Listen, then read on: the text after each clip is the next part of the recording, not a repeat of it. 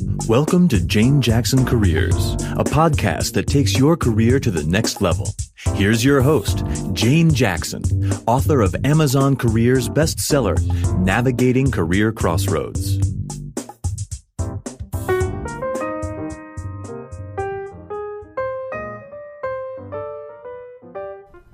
Well, hello and welcome back to my Careers podcast, where I interview fascinating professionals who have made interesting career changes. Now today I'm delighted to have on the show Chris Ashmore. Chris is a producer and business development manager at Australia's premier audio content production company, BE Media Production. This was founded by acclaimed journalist Michael Schildberger, executive producer of A Current Affair in the 1970s. Its flagship program, Business Essentials, is the world's first and longest-running subscription-based monthly business audio magazine, which is now in its 33rd year. Now, Chris completed his Bachelor of Arts majoring in Media Studies and joined Business Essentials back in 1998 as a production assistant and soon became one of several producers. But 4 years later, he made a big change. Chris left to embark on an adventure to the land of the rising sun, Japan, and he spent most of that time as a recruiter. He rose to partner level of Japan-based recruiting firm Optia Partners and specialized in recruiting legal professionals for multinational companies, mainly in Tokyo, but in other Asian centers too. And so he now developed a reputation as the in-house legal headhunter in Tokyo. But then, back in 2015, Chris returned to Australia with his Japanese wife and infant daughter, and with nothing but fond memories of his time at Business Essentials. And because there were quite a number of the core members of the team still there, Chris didn't want to work anywhere else. So now let's find out about how Chris made these transitions and his secrets to success when it comes to audio content production.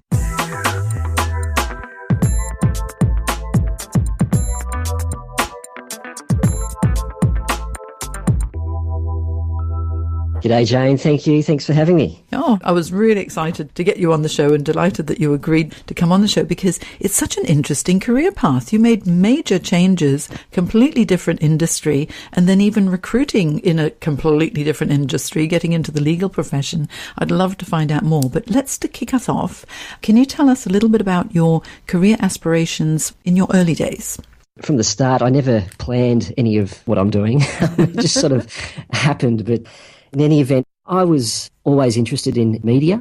I grew up in a little country town called Taggart-Taggarty, and you may not have heard of that, and listeners may not have heard of that, but it's about 100 kilometres east of Melbourne. And the opportunities there to do media, even today, is few and far between. So I always had to go to Melbourne or some other centre to study media studies, and I did it at Swinburne University in Melbourne. Mm-hmm. And from what you've been saying, Jane, about my bio, it's probably obvious that I've got a short attention span and there's always many things that I want to do, but certainly from the early days, media was vaguely something I was interested in. And studying media studies, did a Bachelor of Arts at Swinburne. I wasn't entirely sure exactly what path to take, but majoring in media studies got me into the role at Business Essentials way back when. So I think that interest was always going to be there, and getting into media, it's always hard to get the foot in the door, but once you do, it's always good to get there.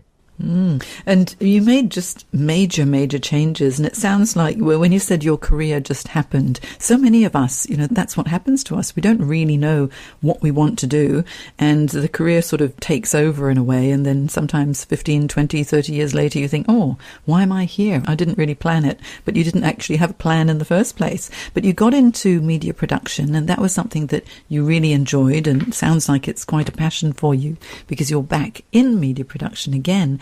But what was going on with this move to Japan? What happened? Well, at the time, so just trying to think what comes first. So in the beginning, when I was at Swinburne University, I had done different bits and pieces of sort of work experience.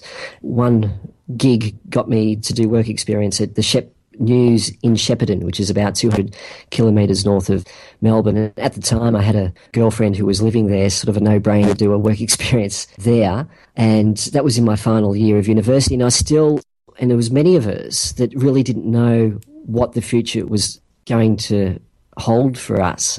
When was it? 1996. It was just coming out of a recession. I don't know if you remember at the time, Jane. Yes.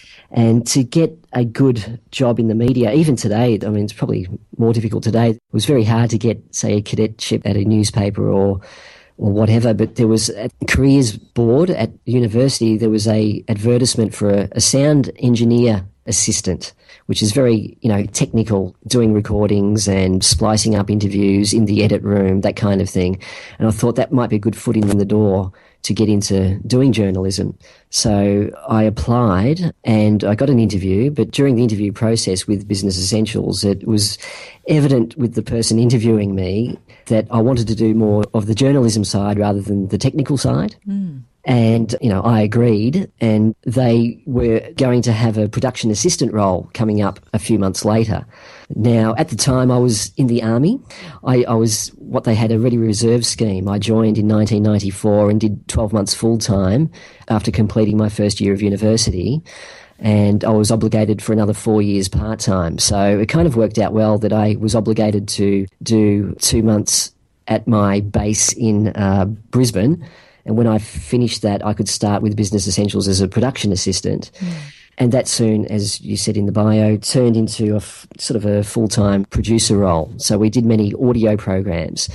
Now, after 4 years, just to get back to your question of why did I go to Japan, after 4 years, it was great. I was interviewing all different people for the business programs and editing interviews and producing all these kinds of programs, but I could see that I could be still doing the same thing for many, many years, and I just wanted to do something different. So my intention at the time was to go to Japan for a year, do a bit of travel and then come back to Australia and see if there's other opportunities, other parts of the media elsewhere, or if there's a further role at Business Essentials. But that 12 months turned into 12 years with falling in love with the country, falling in love with my now wife. So I'd never intended to be in Japan for that long, but that's the way it turned out. Yeah, so many people do move country, fall in love with it and think, okay, now what can I do here? But getting into recruitment, that's so different from the audio production work. So how did you manage to land a role as a recruiter? Yes, and I had heard of headhunting before, but I'd never actually knew what that was all about. At the time, I just met my wife and I realised, this is the girl for me for the rest of mine. So I should probably start making a bit of decent money. And I was actually approached by a recruiting firm. I had been in Japan for probably 5 years at the time, and my Japanese was doing quite well, and I went for a series of interviews, and it didn't work out with that recruiting firm, but it got me thinking about what it's all about and the money that you can make from recruiting, particularly in Japan. That I interviewed at another organisation that was actually run by a couple of Australians, and there was about 30 or 40 other recruiters from all different parts of the world, and it was a good fit for me. But the main thing was that, recruiting it's like running your own business. And having worked at Business Essentials, I knew that to get ahead, not only financially, but sort of in a business sense, that running your own business is really the way to go. And it kind of suited me because I'm very autonomous in the way I do things. And working at the recruiting firm, I sort of fell into the legal specialisation. They just had a particular role open for that. The company did other kinds of recruiting. There was pharmaceutical team, there was a manufacturing team, finance team, but there was just a particular position for somebody to do legal recruiting, and I fit into that quite quickly and well, and it was very interesting. But it wasn't something that I planned to do. Actually, but being a legal recruiter, it's quite a specialised area, so you must have spent a lot of time getting to know specifically what were the requirements of each role, especially if it's going to be the senior legal professionals as well, and focusing on that area. Was it very buoyant at the time when you were in Japan? Well, I started recruiting in early 2007, and it was at the just before the GFC. And if you can imagine at the time, the economy in Australia and all over the world was going gangbusters. And when I started, I wasn't lucky enough really to catch that wave because I had to spend the first year building up my network. And if you think of recruiting as perhaps if you have a supermarket, an empty supermarket with all these empty shelves, in the beginning you have to fill up those shelves with candidates. So I spent the first 6 months or a year meeting legal candidates. And once you've got enough of your shelf full of produce, then you go to your clients and say, look, are you looking for a lawyer for your team? And they would say, well, yes, we are. We're looking for somebody who's between the age of, say, 25 to 35 with X number of years of experience in technology. Do you have somebody like that? And then I'd go to my supermarket shelf and find that particular, group of candidates and ring them up and ask them, are you looking for a new opportunity? There's a particular company looking for somebody like you. This is the kind of career advantage and the salary range. But once I had my supermarket shelf full of candidates ready, the GFC hit, and all these organisations, all these multinational companies weren't looking to hire. And so it was very difficult for me in the beginning. But you go through that, you persevere, and the advantage is a lot of other legal recruiters decided to pull the plug, which just left me and not many other people to persevere. So when the economy did pick up, I was there as the main legal recruiter in Tokyo for the companies that were looking to hire later on. There's a lot to be said for persistence and not giving up, because actually whenever there are challenges, there are always opportunities. And so I guess for you, for hanging on and persevering while other people were falling by the wayside, it really did position you to be in a great spot, when the economy turned around. And I love that analogy of the supermarket shopping, all the candidates there on the shelf. Which one shall I pick? Well, that's right. That's a good one. And so obviously, staying there till early 2015, you must have had an excellent career. Did you feel that you really missed more of the creative side of things? Yes and no. I missed the media side of things, and I realised, that really is where my passions lie. And, recruiting is very much... It's a 360-degree kind of role where not only are you looking for candidates, but you're doing the business development side with the clients, always getting your name out there. But at the same time, when they want to hire a particular legal professional, then you've got to do the hard yards on the phone and get the word out to the candidates and try to beat the other recruiters at the game. Mm-hmm. So there's so many different elements to recruiting. It's a simple kind of job, in the sense that, you're looking for somebody for a company, but at the same time, it's so complicated and complex, and there's so many stresses involved where you get paid on commission. You get paid, if you don't make a placement, you don't get any money coming into your bank account. So there's always that stress of, if you make a placement, you could earn tens of thousands of dollars in one hit, but you just don't know how long that will last you.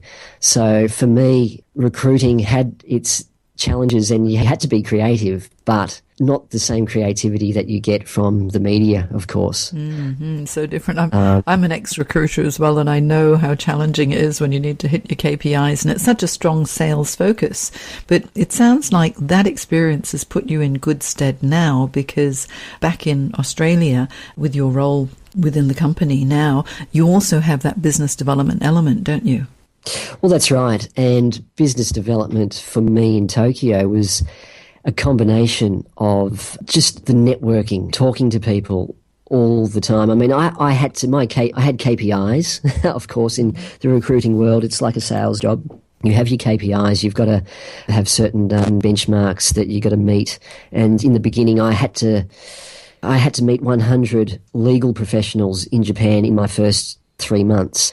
And if you put yourself into the Japanese culture, Japanese are very reluctant to, they don't want to be seen to be thinking about moving from another company. So infiltrate organisations in Japan and ring up individuals within legal departments and sort of in a James Bond sense, trying to get them to meet you after hours. It's very difficult, it's hitting the pavement kind of work. It's long hours.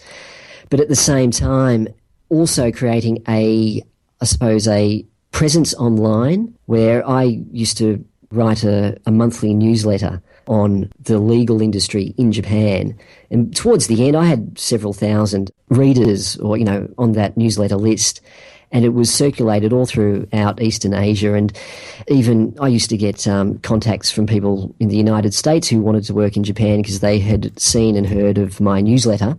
So using that experience of business development, it's not just a matter of meeting people, but also having that online presence and talking at seminars and having booths at legal events and that kind of thing. It's a whole range of different tools that you can use as a business development to get the word out there, which I understand, and that's what we need to do at Business Essentials as well, yeah. Mm-hmm. Actually, thinking about trying to get in contact with professionals in Japan to get them to move company. In Japan, they've always had, or for many, many years, they had that salaryman mentality where it's almost like a job for life. Did you notice that when you were in Japan? Very much so, very much so. And in fact, Japan has the highest recruiting fees in the world simply because of that situation. So although the population of Japan is around 126 million compared to Australia, which is 25 million, the talent pool for any role is quite small, because for a multinational company, they're looking for not only a fluent English-speaking Japanese native, but they're looking for somebody who has the Western sort of mindset as well in not only doing their job, but wanting to move and better their career. So even today, many Japanese professionals, particularly lawyers, they have the expectation of, they go to the top university. It could be Tokyo University or Hitotsubashi or Kyoto University. And then they go to the elite law firm, a commercial law firm, which might be Nishimura and Asahi or Nagashima Ono. And from there, and they just expect to be there for the rest of their career, working from 10 a.m. to midnight every day for, 40 years, being promoted to senior associate and then partner, that kind of thing. But you get the occasional pioneer who doesn't want the law firm life. They want to go to an in-house role, move to Google or Amazon or Johnson & Johnson or whatever. But there's very few of them. But they do, once you get to know that number of people, they're willing to listen and go to other companies if it's in line with them, of course, getting a pay rise, but also if it allows them to have a career path from senior counsel to general counsel to Asia counsel, that kind of thing. It's very hard to find them, but once you do, they're gold. Yeah, and also I would imagine that, especially, I'm half Chinese myself, so the Asian culture is something I'm always really fascinated and interested in, is that if they're going to explore, there's also that matter of face too, because if they put their hand up for something, if they don't get it, the feeling of losing face if it doesn't go through and it isn't successful must have been agonizing. So you would have had to do a lot of influencing, a lot of negotiating. Obviously, you must be able to develop really good relationships with people in order to make it such a success. That's true. There's a few things there. And one is that, my style of recruiting, I suppose, but I did recruiting for 7 years, and it's very, particularly in Japan, it's a very high turnover occupation. People get burnt out, and the blame could be on the owners of recruiting firms there that expect, success overnight. But to have longevity, you've got to build up a reputation of not being too pushy. And my philosophy was that for a candidate wanting to move to another company, if a candidate asked me, what do you think I should take the job or not?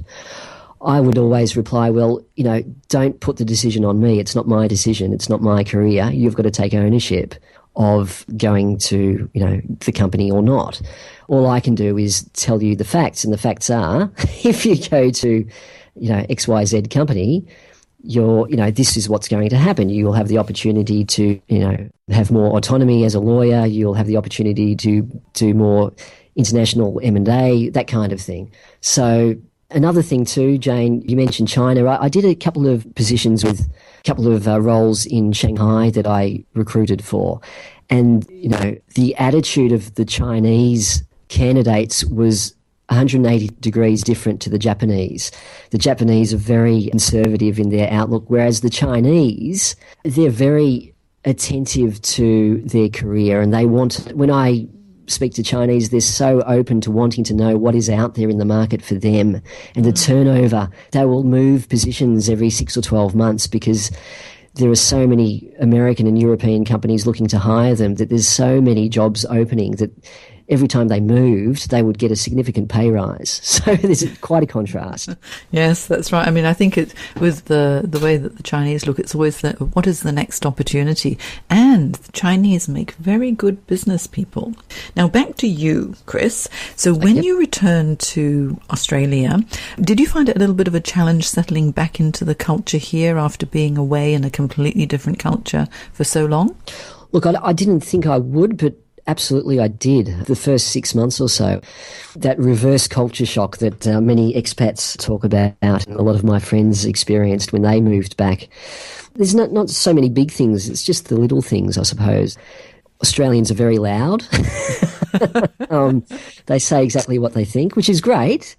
But there's one thing I appreciate with the Japanese. They have a term they called KY, which means kuki yomenai. And kuki means atmosphere, atmosphere, and yomenai means can't read. So they often comment on a lot of Westerners who can't read the atmosphere in a room or in a meeting. And I find a lot of Australians can be very similar, where they talk too much and they don't listen to others in the room as much as they probably should, and they miss out on certain things. So for me, having to sort of speak up a bit more with certain situations to get heard is something that I had to relearn that is different in Japan, yeah. Well, I think you're absolutely right. Intuition is so important, and listening and actually reading between the lines, especially, if you're trying to influence someone, you can't just take everything at face value. And I think the Japanese, they're very good at listening. Because they're quieter, there's no bluff and bravado. It's basically, let me find out more about you as an individual. Now, settling back here, a little bit of a cultural change. Then what happened? You decided to get back into media production. And is that the first love for you? Well, yes. And being a recruiter, I know how important planning is for the next step. So I had kept in contact with the team at BE, as we call it, for many years. And in fact, when I started in 98, at the same time, Peter Lett started as the sound engineer, and he's been there all this time, and he's one of my closest friends. He was a groomsman at my wedding in 2008. So I sort of did Pete, what do you think? Is there a space for me to come back to? About 12 months before I did come back, and, he put the good word in. And so for me, it was the best job I ever had. And I love the media. I love what BE does with audio production. It's the Business Essentials. The flagship audio program is the longest running monthly audio business magazine in the world. In its 33rd year, every month for 33 years, we've been producing this, one of the premium business content magazines anywhere, where we interview amazing business people and their ideas on how to run a business. So, what better place would I want to work at? And so now, what would you say if someone wanted to get into media production? What would be your top tips for success? The world's changed a lot since I first started, so I think it's becoming more difficult to get into, say, the traditional media, that is, the major newspapers and television news and current affairs, that kind of thing. There's so many cutbacks, I suppose, in these areas. If you just look at Fairfax and where it used to be 20 years ago as opposed to where it is today. But there is also many opportunities outside those traditional areas where you can have a microphone at home and churn out podcasts or do other things in smaller teams. So my advice, as early as you can, get experience. Knock on doors and see if you can volunteer at, media outlets, internet companies, get a camcorder and do it yourself. Practice. Do interviews with a microphone on a podcast. Do all these things outside of your studies, and then that will just make the differentiation between you and other candidates, I suppose, who are going for more traditional roles. You'll stand out because you've done all that on your own bat. Talk to people that are in the media. What have they done? How did they get into their current roles? Producers at radio stations, read books on it. There's so many people looking to get in there. Just do that extra bit more, I think. Yeah, there's so much competition, isn't there? But I think that's really valuable advice because, to be quite honest, with all the technology that's available to us now that's inexpensive, there's no excuse not to, especially if you want to get into something like media production, actually dabbling a little bit and teaching yourself how to do it. For example, I mean, I'm podcasting now and I've got my equipment here in my home office and it works really well. And it's so interesting that you can just tap into the technology and the software and suddenly the world is your oyster. Oh, absolutely. Yeah. How important do you think it would be for someone, say, getting into media production or indeed any type of role at all, if they think you're making a change because you are a recruiter? How important is leveraging social media in this career transition phase? I wouldn't say I'm an expert on social media, and I wouldn't know how good it would be. And the reason I say this is all my time in Japan, social media, as in Facebook and Twitter, hasn't been so important to the Japanese in many respects. For me, it's the newsletters and websites that getting your face out there, it's important. But any situation, I suppose, to be seen is very important. But it's not just being seen, it's the quality of what you put out there is even more important. It's always got to go back to having a brand that, of course, is recognised, but to have a high integrity, but high quality. It'll show to everybody that, you're not just blasting the social world with just rubbish, that there's important things that you've got to say, and being targeted as well. Not just being everything to everybody, but know who your audience is and very much targeting those people. So for us, our audience is, for the Business Essentials program, are successful business owners in their own right, and they're not always necessarily on Facebook because they're probably too busy running their own business. So it may not be that particular area that we need to focus on, but where do they go? It may not be on particular social media platforms. But at the same time, we produce podcasts and we produce audio content for larger organisations. And I think LinkedIn is very much an area that is, for us, a lot of professionals, marketing professionals, particularly in larger organisations, they go to, and that's where we focus on. Yeah, certainly I use LinkedIn a lot because that's where my target audience are. I think you're absolutely right. You've got to know what your target is, and the information that you provide has to be very, very high quality.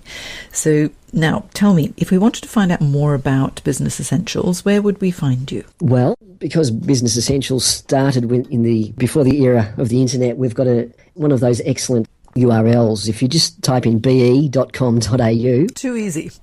Too easy.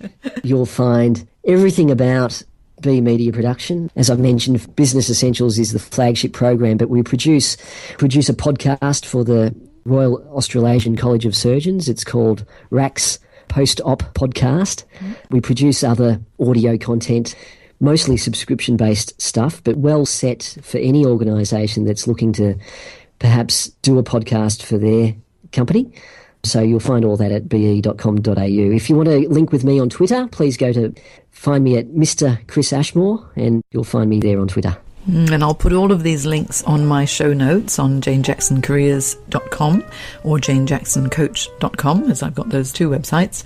And what we've discussed today, I think, is absolutely fascinating and so varied, because from Australia to Japan and back, the cultural differences, recruitment, how to be a legal recruiter, what it's like in sourcing for candidates in Japan versus Shanghai, and then coming back here and going back into media production and business development. You had an interesting career journey, Chris. Thank you. and also, I'm going to start using this phrase, KY, Kuki Yomini or Yominai? Kuki Yominai? Yominai. Kuki Yominai. Kuki Yominai. I like that. Can't read the atmosphere. I'm going to start saying that all over the place if anyone's not being very tactful.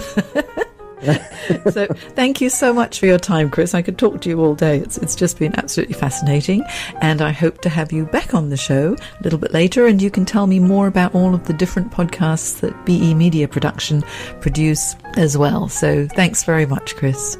Thank you very much, Jane. That was terrific. It was good fun.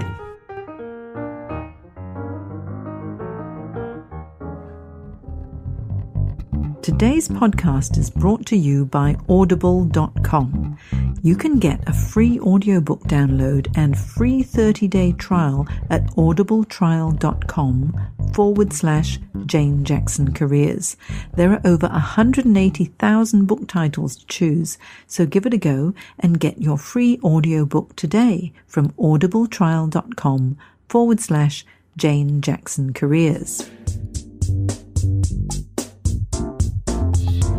You've been listening to Jane Jackson Careers. Sign up to receive regular career advice at janejacksoncoach.com.